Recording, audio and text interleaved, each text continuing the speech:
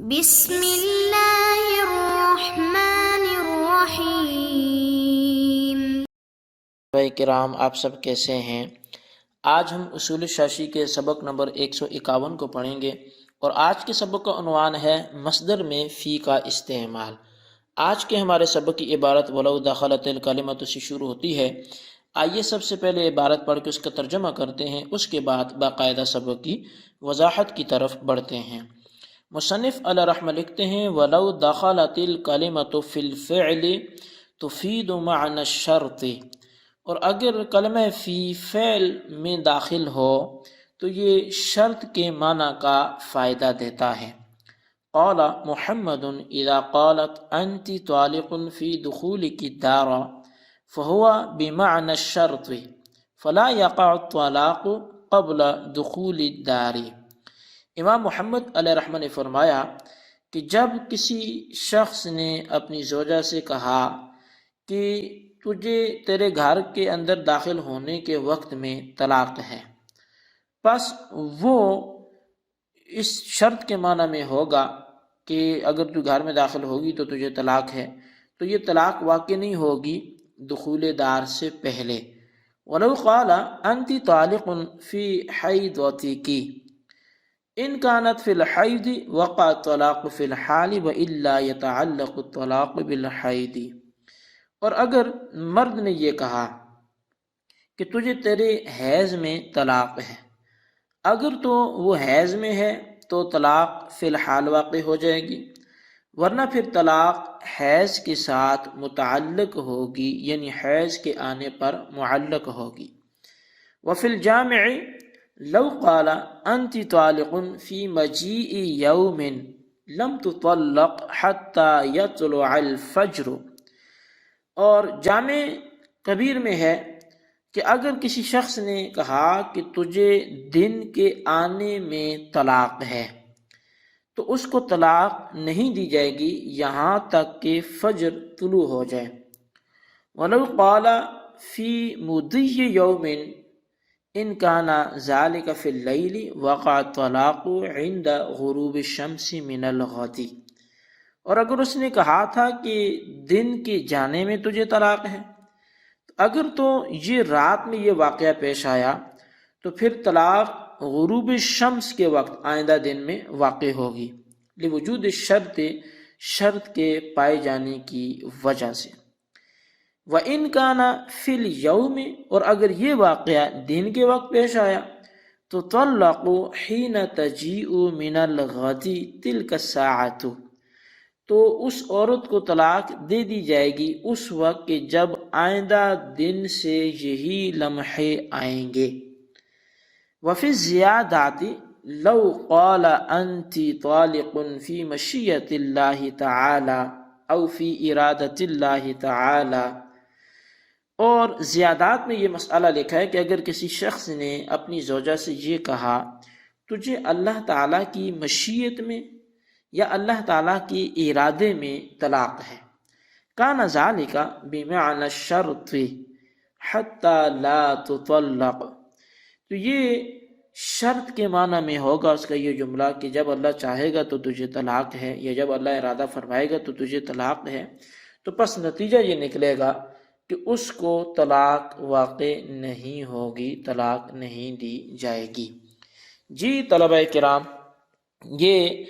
مصدر میں فی کے استعمال کے حوالے سے ہمارا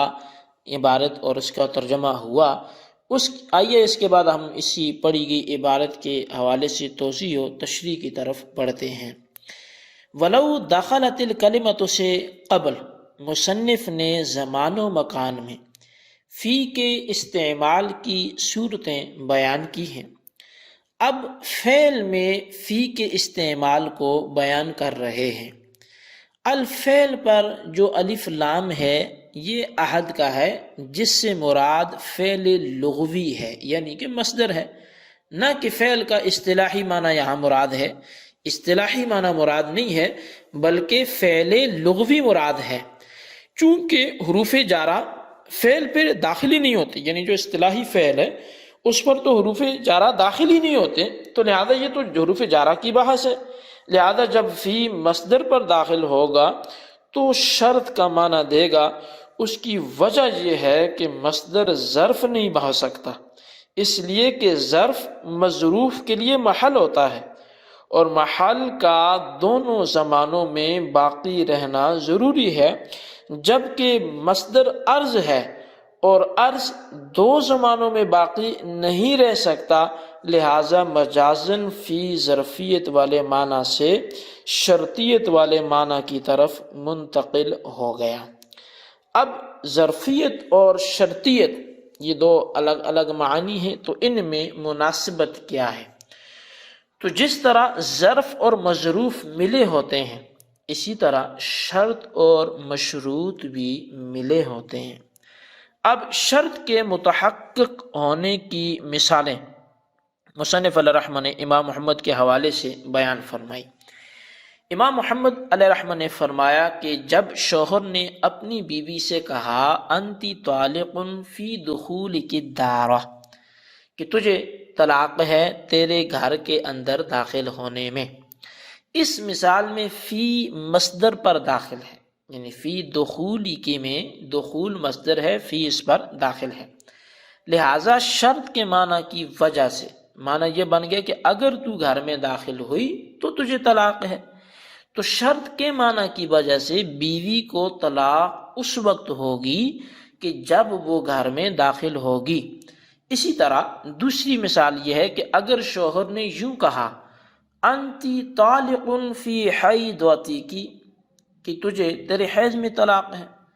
تو اس مثال میں بھی فی شرطیت کے لیے ہے، تو اب معنی یہ ہوگا شرطیت کا کہ اگر تو حیض میں ہے تو تجھے طلاق ہے، یا اگر تجھے حیض ہو تو تجھے طلاق ہے۔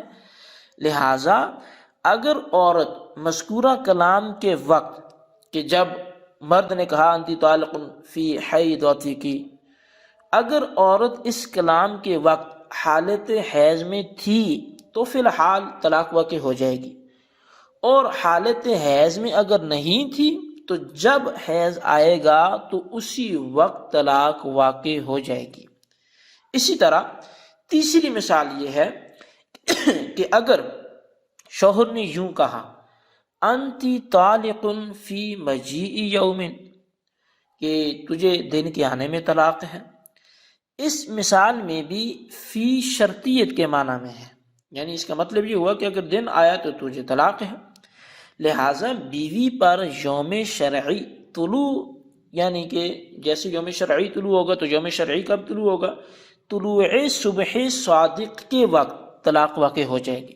کیونکہ یوم شرعی اسی وقت سے شروع ہوتا ہے جب صبح صادق طلوع ہوتی ہے، فجر کا وقت داخل ہوتا ہے۔ اسی طرح چوتھی مثال یہ ہے کہ اگر شوہر نے یوں کہا انتی طالق فی مضی یوم، کہ دن کے گزرنے میں تجھے طلاق ہے، اب اس میں بھی فی شرطیت کے معنی کے لیے ہے، یہاں بھی معنی یہ بنے گا کہ اگر دن گزر گیا تو تجھے طلاق ہے، لہٰذا اگر شوہر نے یہ جملہ رات کو کہا تو اگلے دن سورج غروب ہونے پر طلاق واقع ہوگی، اگر یہ جملہ دن کے 12 بجے کہا تو دوسرے دن کے 12 بجے طلاق واقع ہو جائے گی۔ ذکر کردہ مثالوں میں شرط کے متحقق ہونے کی وجہ سے حکم پایا گیا، کیونکہ شرط و جزا کے لیے ایک بنیادی اور جامع اصول ہوتا ہے کہ جب شرط پائی جائے گی تب جزا پائی جائے گی۔ اب مذکورہ ہم نے جتنی بھی مثالیں ذکر کی گئی، یہاں بیان کی گئی، ان تمام مثالوں میں فی شرط کے معنی کے لیے ہے، اور جب جب شرط پائی جائے گی تو تب تب جزا بھی پائی جائے گی۔ جب جب گھر میں داخل ہوگی تو جیسے گھر میں داخل ہوئی شرط پائے گی تو ادھر جزا طلاق بھی پائی جائے گی۔ تو اسی طرح شرط کے حوالے سے یہ ہے کہ جب شرط پائی جائے گی تو مشروط بھی پایا جاتا ہے، اور جب شرط نہیں پائی جاتی تو مشروط بھی نہیں پایا جاتا۔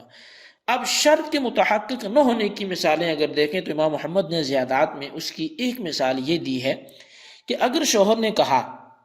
انتی طالق فی مشیت اللہ، کہ تو اللہ کی مشیت میں طلاق والی ہے،